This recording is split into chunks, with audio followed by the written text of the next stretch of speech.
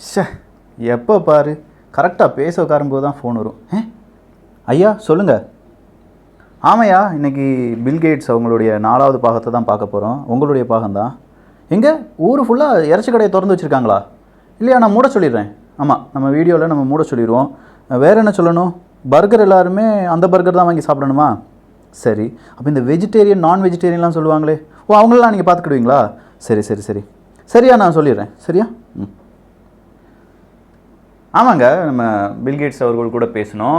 அப்போ அவர் சொல்லியிருக்காரு, இந்த உலகம் ஃபுல்லாக மீட் இறைச்சி கடைகள் எல்லாமே திறந்துருக்கு, எல்லாத்தையும் மூட சொல்லுங்கப்பா. ஏன்னா உகான் அந்த இடத்துல இருந்து இந்த மீன் மார்க்கெட், இந்த இறைச்சி மார்க்கெட்லேருந்து தான் இந்த வைரஸ் வந்தது. யாருமே நீ இறைச்சி சாப்பிடாதீங்க, இறைச்சி சாப்பிட்றதுக்கு எல்லாருமே தடை விதிக்க வேண்டும் அப்படிங்கிற ஒரு மிகப்பெரிய ஒரு பிரச்சனையை எழுப்ப வேண்டும் அப்படிங்கிற மாதிரியான சில கோரிக்கைகளை நம் முன் வைத்திருக்கிறார். ஸோ எல்லாருமே இறைச்சி கடையை மூடிடுங்க. யாருக்கெல்லாம் இந்த எலும்பில்லாத சிக்கனை கடிக்கிறதுக்கு ரொம்ப பிடிக்கும்? சரி, நிறைய பேருக்கு பிடிக்க வாய்ப்பு இருக்குது. யாரெல்லாம் இந்த வெஜிடேரியன்? ஸோ இந்த வெஜிடேரியன் அப்படின்னு சொல்கிறதுக்கும் நான் வெஜிடேரியனுக்கும் என்ன வித்தியாசம் அப்படின்னு கேட்டிங்கன்னா, எந்த ஒரு உயிருள்ள பொருளையும் கொஞ்சம் தின்றால் அது நான் வெஜிடேரியனாக மாறிடுது. உயிர் இருக்கணும், அப்படி தானே? இந்த இடத்துல தெய்வ குழந்தையினுடைய 4வது பாகம் விறுவிறுப்பாக இருக்கணும்ல. ஸோ இப்போ 4வது பாகத்தை பார்க்க போகிறோம். அன்பு தமிழஞ்சங்களுக்கு தமிழ் பொக்கிஷத்தின் வணக்கங்கள்.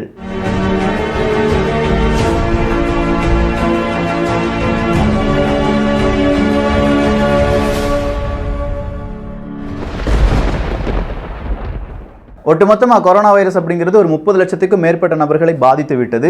10 லட்சத்துக்கும் மேற்பட்டவர்கள் ரிக்கவரி ஆயிட்டாங்க, அதிலிருந்து மீண்டு வந்து விட்டார்கள். 2 லட்சத்திற்கும் மேற்பட்ட நபர்கள் இறந்திருக்கிறார்கள். இந்தியாவினுடைய நிலைமை எல்லாமே உங்களுக்கு அப் டு டேட்டாக தெரியும். ஏன்னா எல்லாருமே வீட்டில் உட்காந்து டிவி சேனலை மாற்றி மாற்றி பார்த்துக்கிட்டே இருக்கோம்.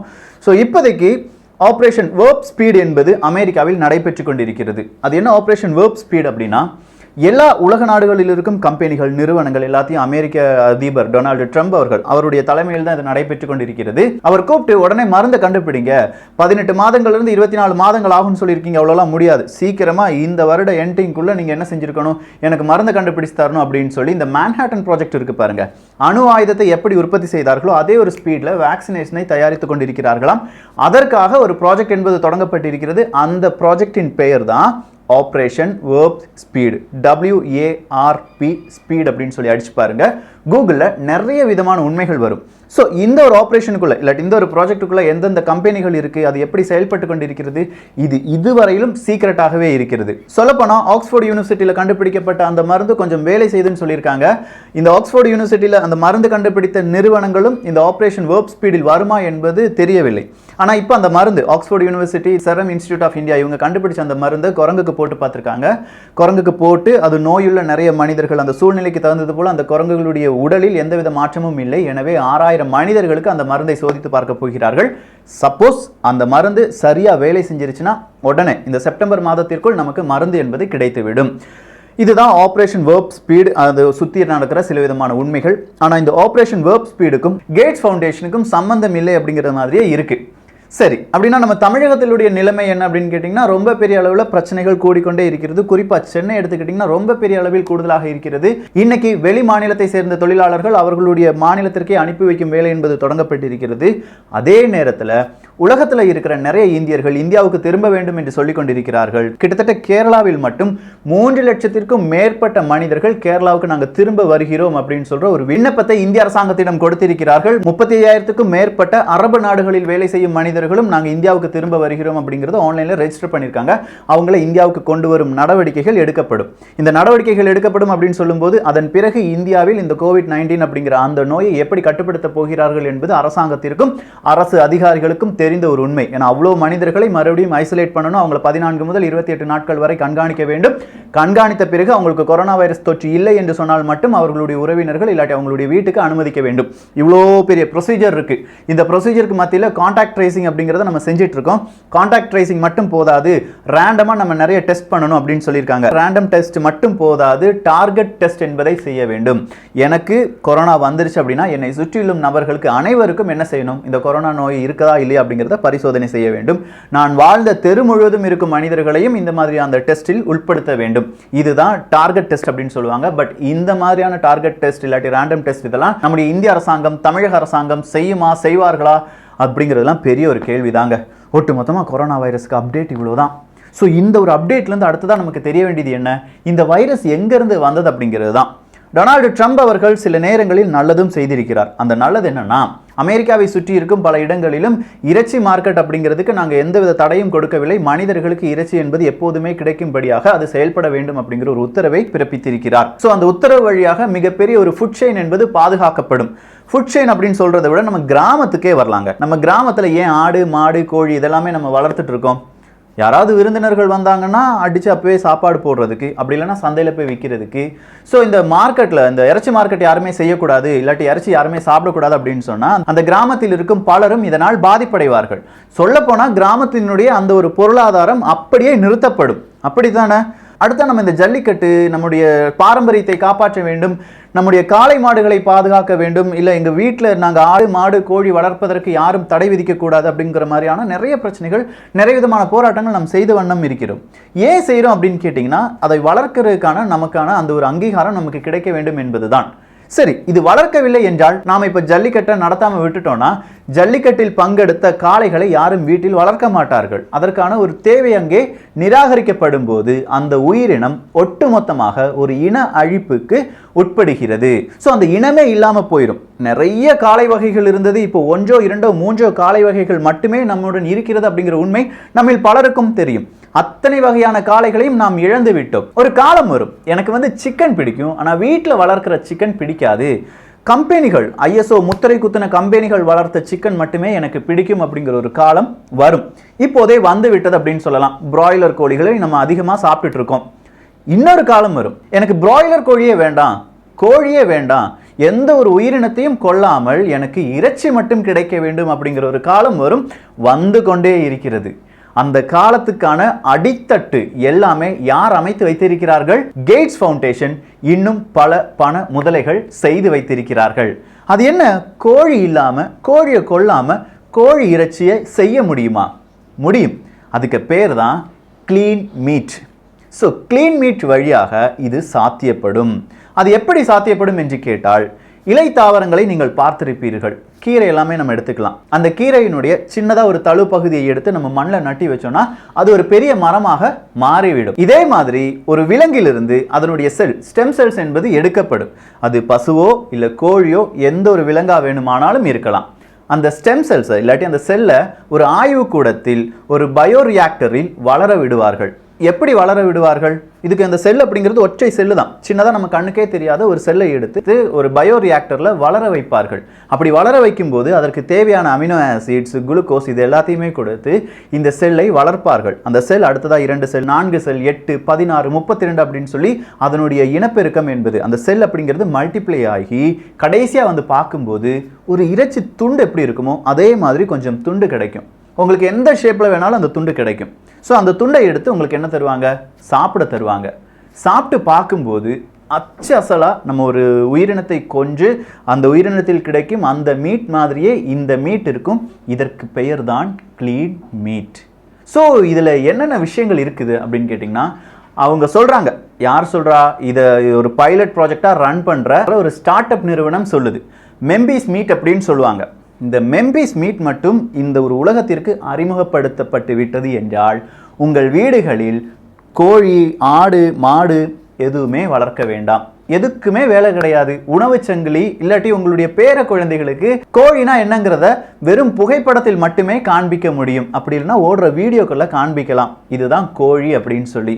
தொட்டு பார்க்கறதுக்கு கோழி இருக்காது. கோழி இறைச்சி வேணும்னா ஒவ்வொரு நிறுவனங்களும் இதே மாதிரி ஸ்டெம் செல்ஸை வைத்து கோழியை தயாரித்து அந்த கோழியின் இறைச்சியை தயாரித்து உங்களுக்கு தருவார்கள். அதை நாம் திங்க போகிறோம். அதற்கான முதலீடை கேட்ஸ் ஃபவுண்டேஷன், பில் கேட்ஸ் அவர்கள் செய்திருக்கிறார்கள்.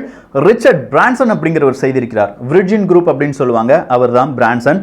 அவர் செய்திருக்கிறார்.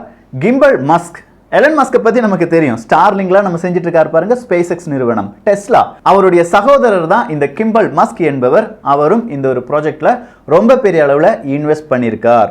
ஸோ இவ்வளோ பேர் தானா? இன்னும் வேறு ஏதாவது நபர்கள் இருக்கிறார்களா என்று கேட்டால், கார்கில் என்கிற நிறுவனம், CARGIL. இந்த கார்கில் நிறுவனத்தை நம்ம இந்த கேட்ஸ் அவர்களுடைய அந்த பிளேலிஸ்ட்ல 2வது பாகத்தில் நாம் பார்த்தோம்.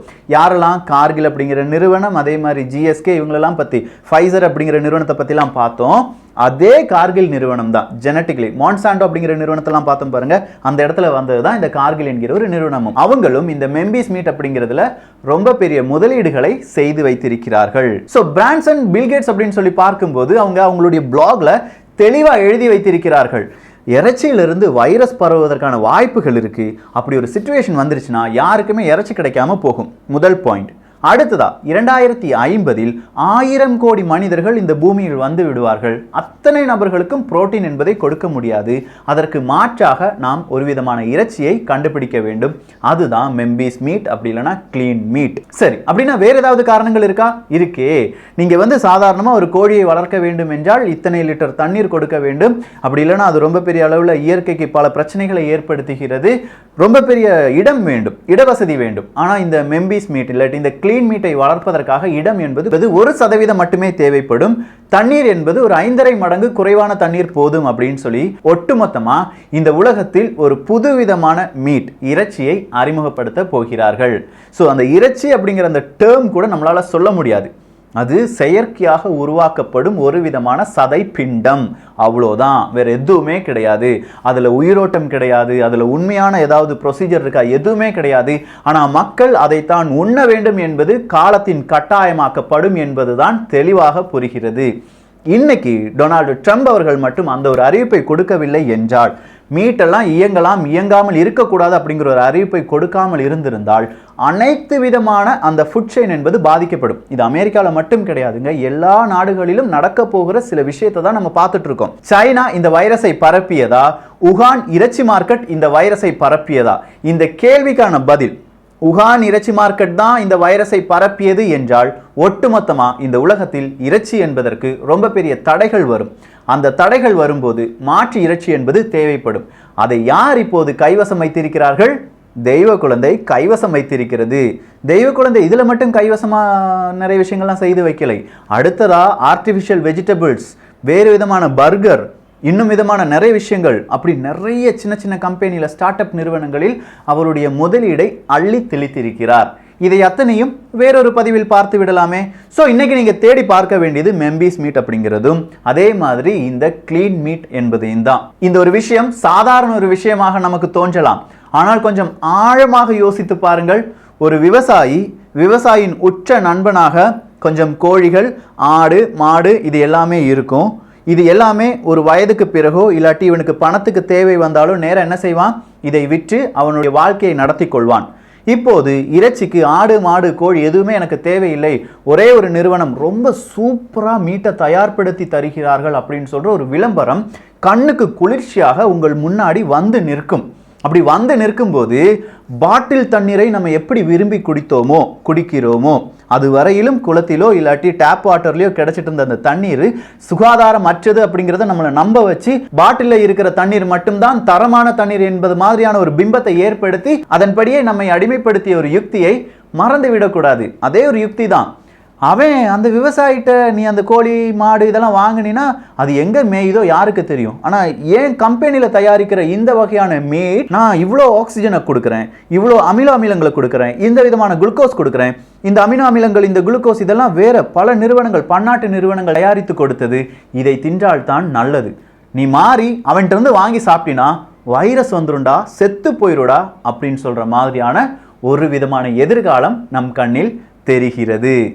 ஒளிமயமான எதிர்காலமா இல்ல இருளான ஒரு எதிர்காலமா என்பதை நீங்கள் தான் முடிவு செய்ய வேண்டும். இதிலிருந்து எப்படி தப்பிக்கலாம் அப்படின்னு கேட்டா அதற்கும் ஒரு சொல்யூஷனை நீங்களே சொல்லுங்களேன். என் மனசுல ஒரு சொல்யூஷன் இருக்கு, அடுத்த வீடியோல நம்ம பார்க்கலாம். சோ அடுத்த வீடியோ என்பது கேட்ஸ், அந்த தெய்வ குழந்தையினுடைய அடுத்த அவதாரத்தை பார்க்க போகிறோம். எல்லோரும் இந்த ஒரு காணொளி பற்றிய கருத்துக்களை மறக்காமல் தெரிவிக்கவும். எல்லோரும் தமிழ் பட்சத்தில் இணைந்திருங்கள். தமிழ் பட்சம் சேனலை சப்ஸ்கிரைப் செய்யாத தோழர்கள், தோழிகள் தயவு செஞ்சு சப்ஸ்கிரைப் பண்ணிக்கோங்க. நல்லதை பகிர்ந்து நல்ல சமுதாயத்தை உருவாக்குவோம். நன்றி, வணக்கம்.